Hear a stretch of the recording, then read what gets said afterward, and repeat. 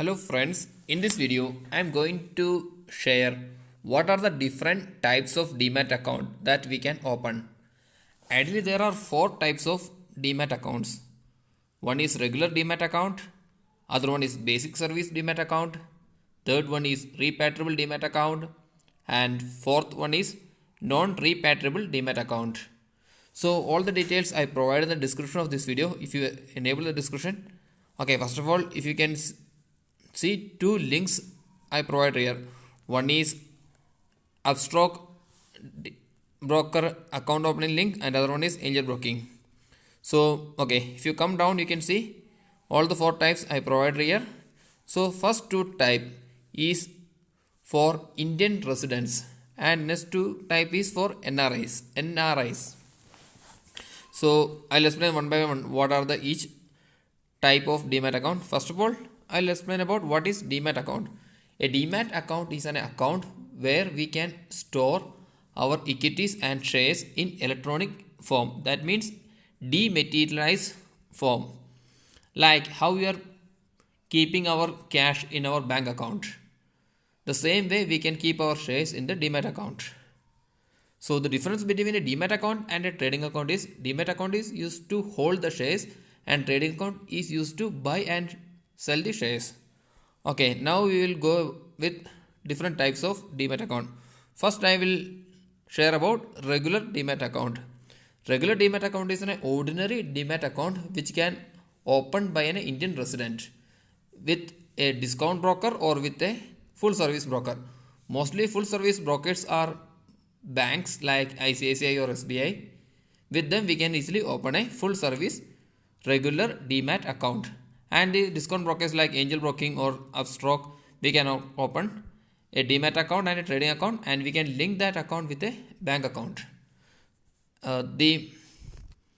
For the regular Demat account, every year we need to pay the AMC.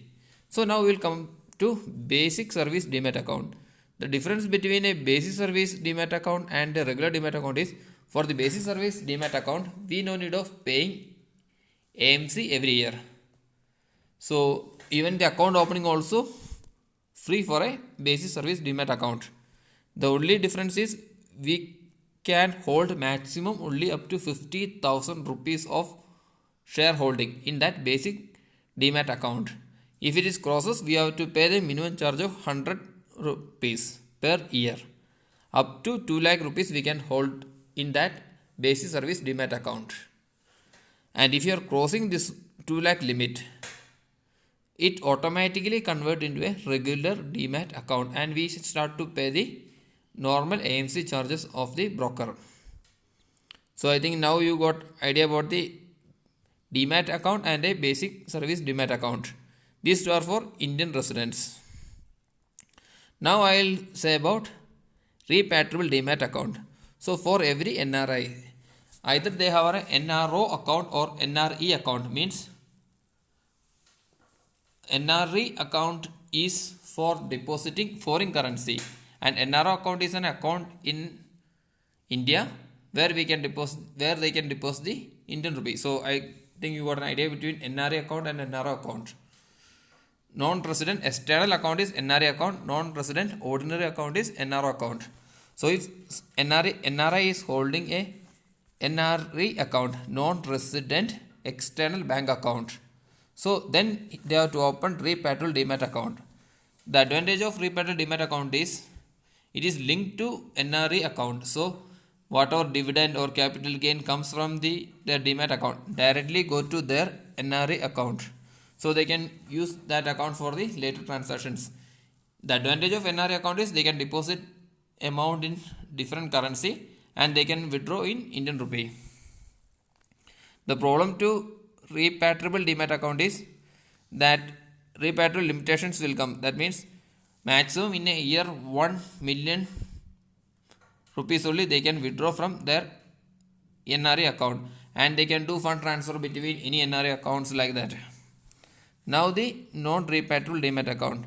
If an NRI is holding a NRO account, means account which they can use to deposit Indian money. Means some NRIs also have income from India itself, like they have rental income or some property income. So their income will comes in INR to that account. So if they link that account to a demat account, it became a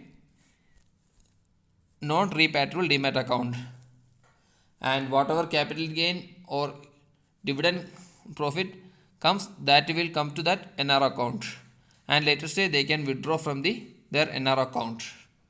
The difference between NR non-repatriable and repatriable demat account is the amount came to a NRO account, they can transfer to their NRE account or some other accounts, so they have to use it here only.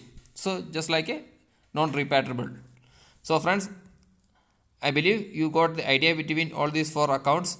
If you have any questions, please put on the comment line. I'll try to answer all the things. And thanks for watching my video. If you are first time viewer of my channel, please subscribe my channel. Thanks again for watching my video.